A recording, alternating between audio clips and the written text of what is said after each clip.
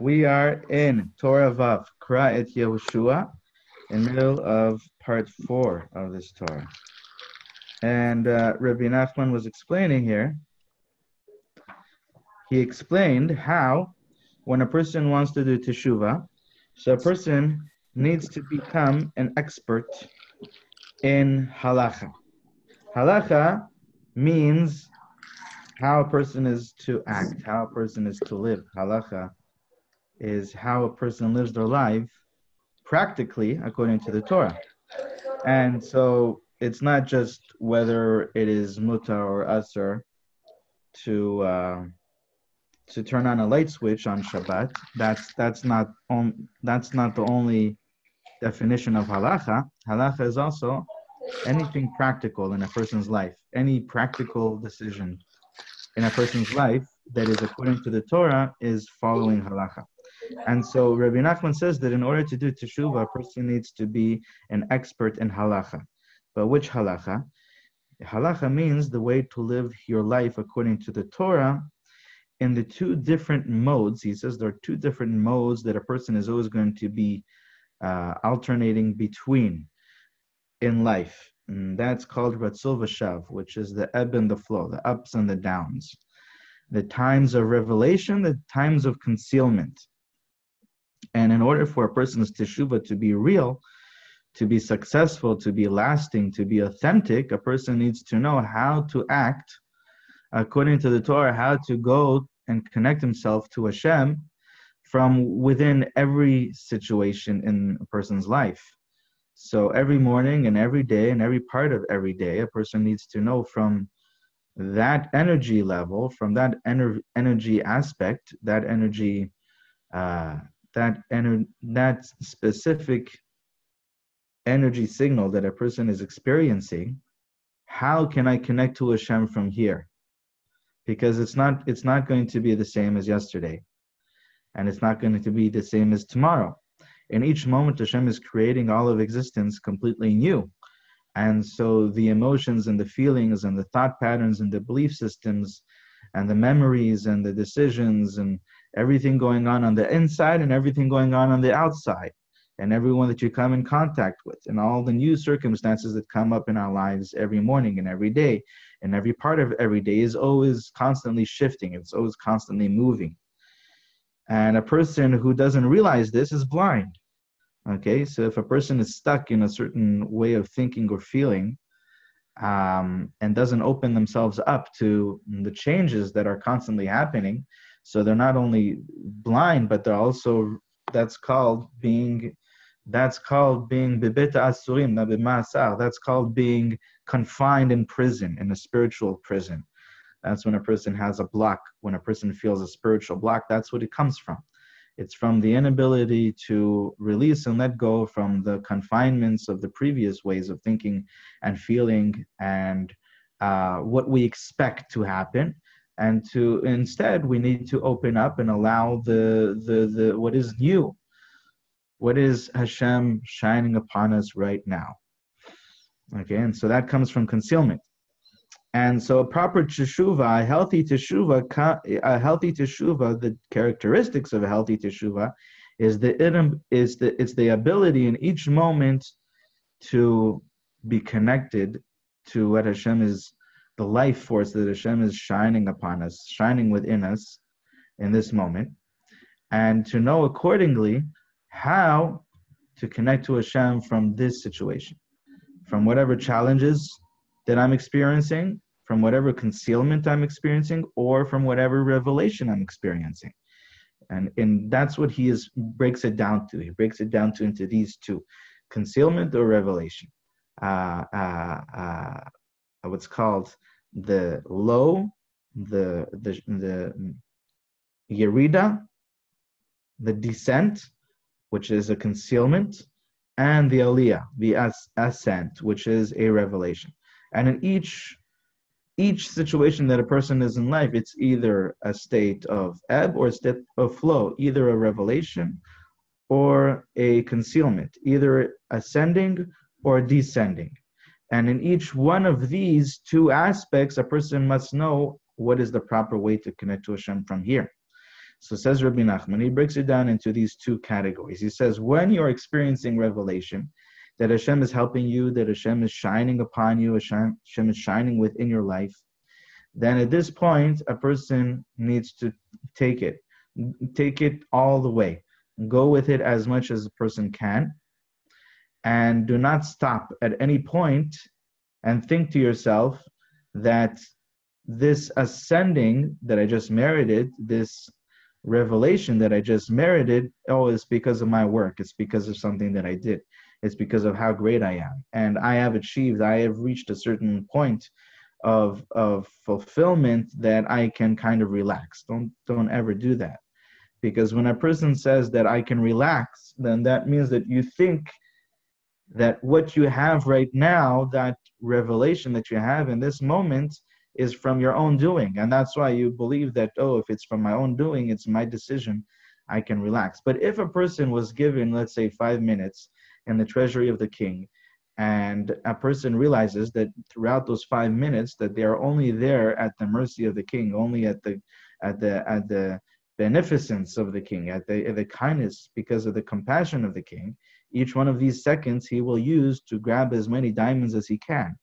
Right? He's not going to sit back and say, oh, well, look at what I've achieved. I have achieved such a great status that I can enter the king's treasury whenever I want, as much as I want, and I can take whatever I want. He might even think that the king's treasury now is his treasury. And that's why he believes that he can just sit back and relax. Right? Says Rabbi Nachman, if you realize that every moment and every amount of that expansion that is being shined in you, in your life, is from the Ribono Shel Olam, so then you will appreciate it appropriately and will use it properly. Every moment of it, you will use properly to get even closer to Hashem, to connect even more to Hashem, because there is infinite greatness. Hashem is infinitely great, and there's infinite levels. So that's the one half, that's the one side. The other side is when a person is in darkness, when a person is experiencing concealment, when a person is experiencing the adversity in one's life, right? So we all have adversity in life, but when we really feel the pain, the resistance of that, the suffering of that adversity, that's the experience of concealment, Hester Panim. The Maggid of Mezrich says this. He says that Histarta panecha haiti nival. It's a pasuk in Tehillim. From this pasuk, he proves that whenever the characteristic, the description, the definition, the experience of Hester Panim, of concealment, is when a person's mind is unsettled, when a person is feeling the chaos and the pain and the suffering of the adversity. And when a person's mind is unsettled, that is a sign that he's experiencing concealment. So a person is not really at that point in control of themselves. A person is lacking control at that point. And we're always going back and forth, alternating between having the control or not having the control. So when you're not having control, when you don't have that shlita, Rabbi Nachman says that control is an aspect of freedom, right? A person who's free has control. A person who is a slave to their desires, a slave to the circumstances, the outside circumstances and the inside circumstances of the moment, is not free at all. Such a person is not in control. They are lacking control. And the way to reach that control, the way to achieve that control, is through simcha, says Rabbi Nachman. Okay, so when a person when a person experiences joy, happiness, a person merits that their mind, their ability to focus, is freed. Right? Okay. And so that is the settling of the mind that brings back the level of revelation. But while the person is in the experience of the concealment, what should a person do? It says Rabbi Nachman. Time to get up. Shan. Oh, I thought I was on mute. I'm sorry. I came back in. I wasn't muted. Okay, good. What does a person do in the state of concealment? How is a person become an expert? What is the expertise in this state of concealment to connect to Hashem even from that place? Says Rabbi Nachman that if a person meditates and contemplates the fact that even in this state of concealment, Hashem is with me,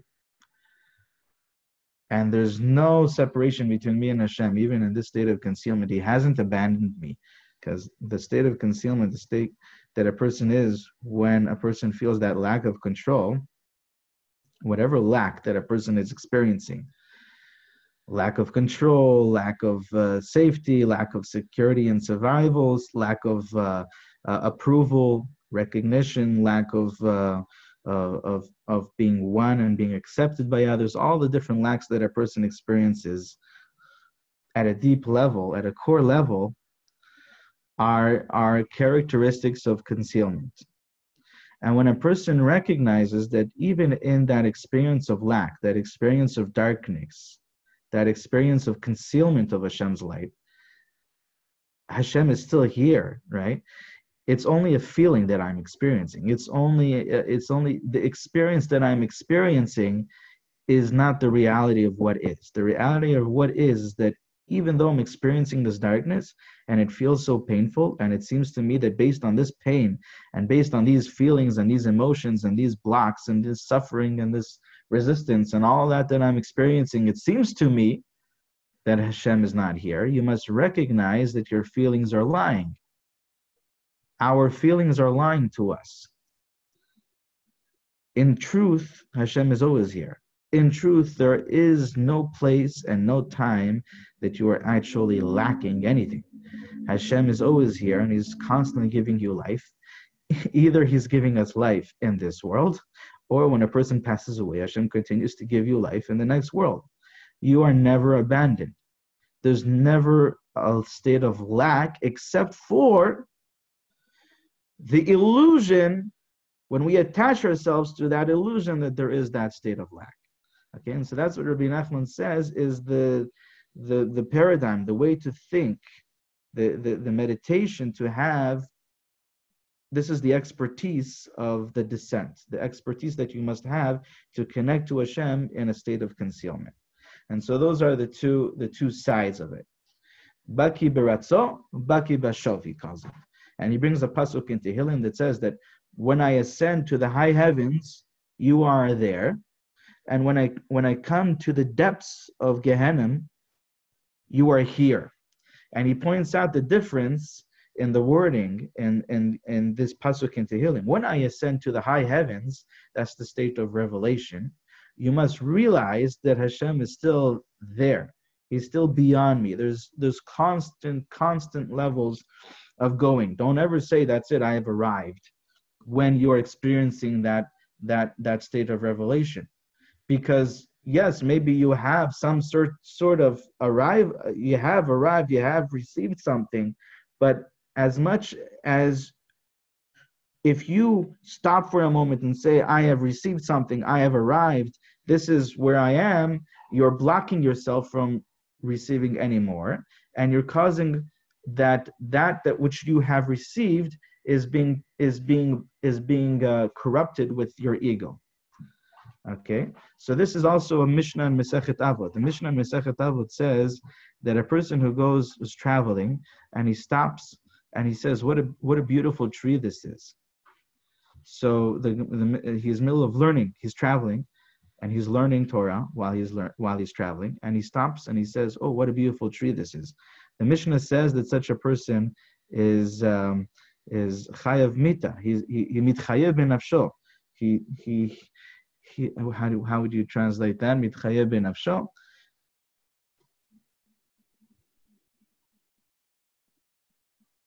He is not deserving of life, basically. He has given away his life. So the explanation, the simple explanation, the simple translation of that Mishnah we explain, but the deeper explanation is that Ilan, a tree, has the numerical value of Yud Kei Vav Kei and Aleph Daled Nun Yud.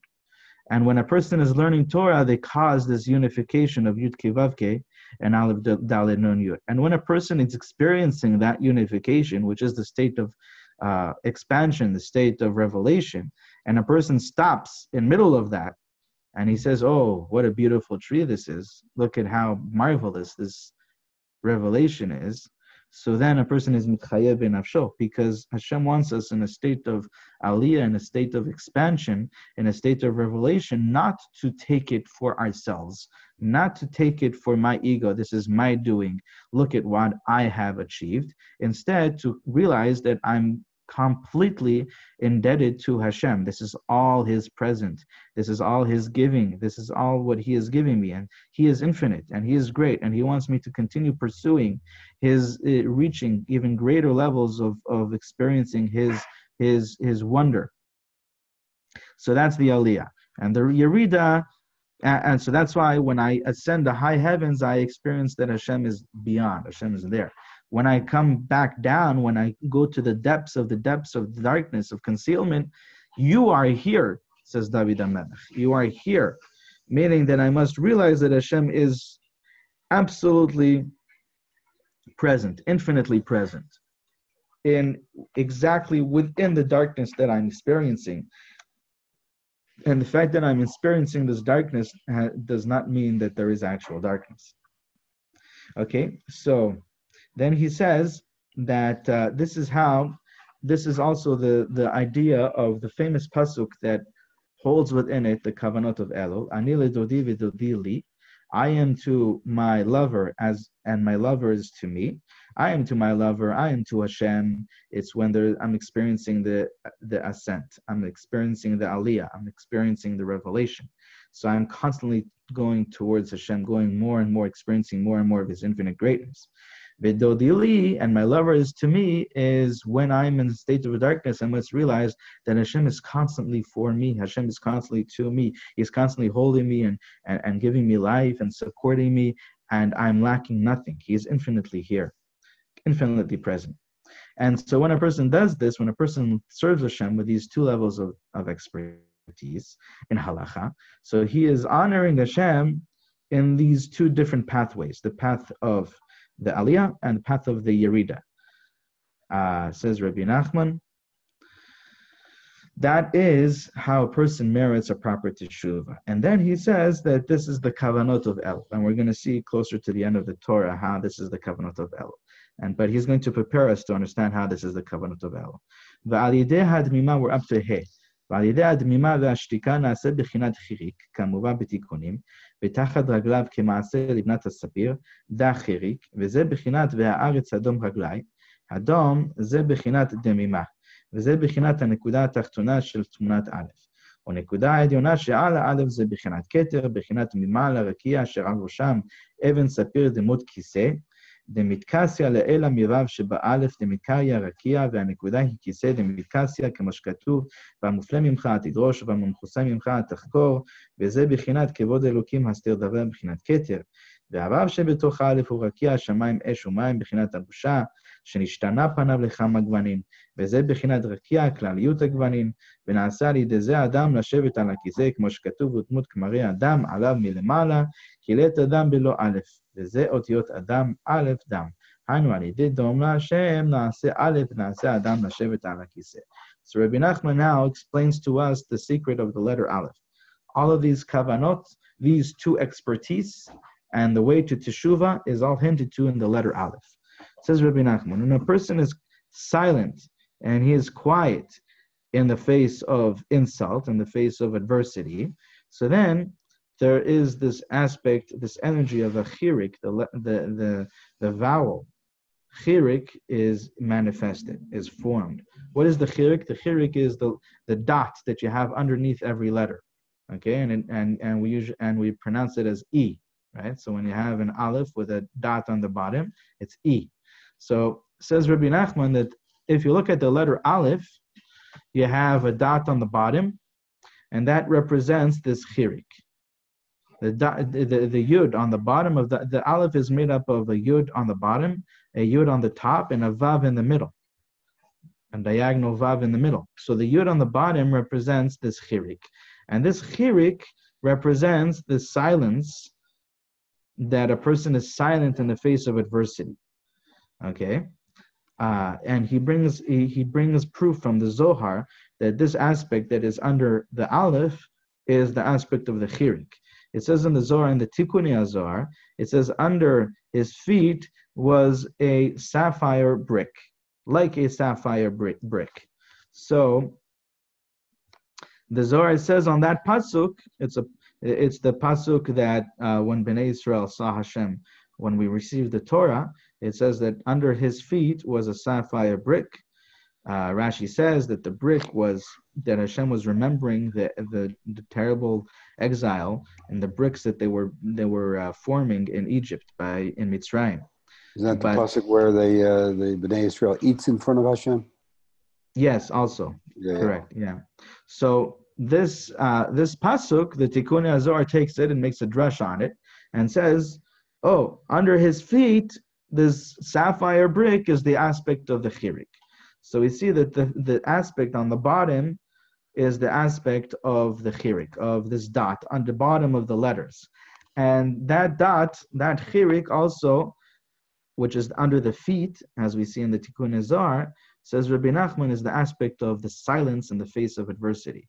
When a person is in the face of adversity and they're silent, you are forming this energy of the chirik. Okay? And how does he prove that? He brings another pasuk that says, "Ve'aretz adom raglai," that Hashem says that the land, earth, is my footstool. Okay, and the word for the stool is hadom. The place where I place my feet is hadom, and hadom sounds like the word dom, which means to be silent in the face of adversity. Okay, so from that, Rabbi Nachman proves that this idea, the place of under the feet, the bottom, which represent the earth, the subversiveness, to accept Hashem's will. Okay, it's an aspect of being silent in the place of adversity, and that's the aspect of hadom, being silent. And it's the aspect of the chirik. And he says that this represents the letter, the point on the aleph at the bottom of the aleph. Okay? And then he says that the point on the top of the aleph, because you have a point, a nekuda, on the bottom of the aleph, and you have a nekuda on the top of the aleph, and the vav is in the middle. So what does the point on the top of the aleph represent? He said that represents the keter. And he brings a pasuk. And the pasuk in Yechezkel says, that above the rakia, above the sky or the firmament that is above their heads, there is this stone that appears like a sapphire, and it has the resemblance of a throne. So he brings a Zohar that says the mitkasya le'ela mivav sheba'alef the mitkarya rakia the mitkarya rakia.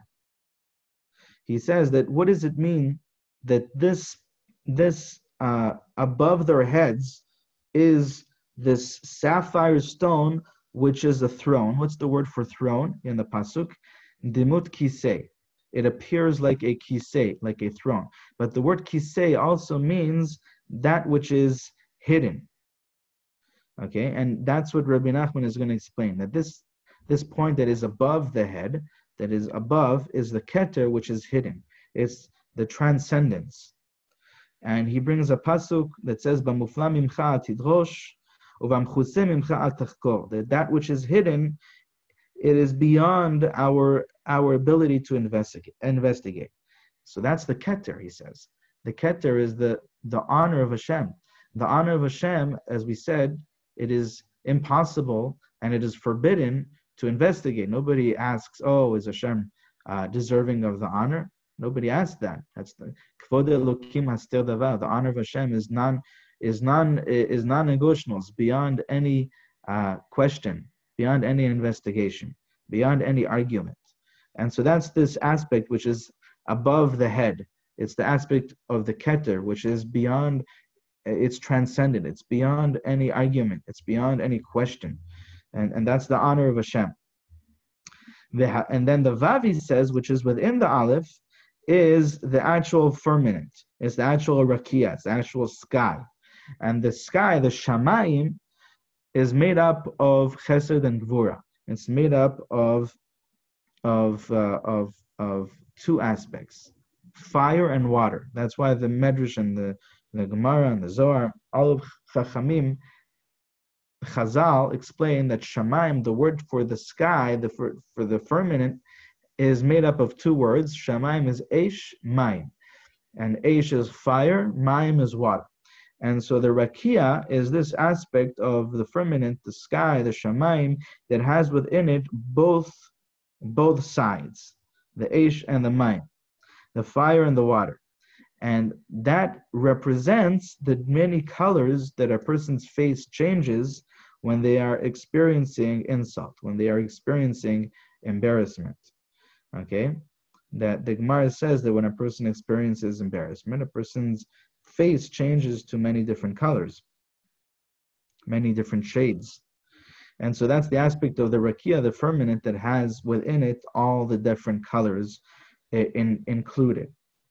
And so through this silence in the place of adversity, to a point where a person's face receives within it the different colors of the embarrassment, through that it is created a proper throne for the perfection of man, the perfect man, which is the source of man, Hashem, to sit upon his throne. Like it says, Udmut k'marei adam alav milmala. Okay? And Rabbi Nachman says that we see this from the word Adam. The word for man is made up of two words. Adam is Aleph, Dam. Aleph is letter Aleph.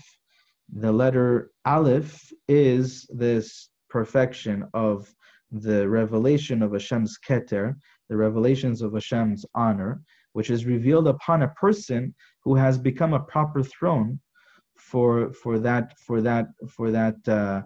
Hashem's presence to rest upon, to be revealed through, to be expressed through. And how does a person become a proper throne for that honor of Hashem, the higher honor that we started the Torah explaining? Through the silence, through the dam. And that's why the word for Adam is Aleph Dam.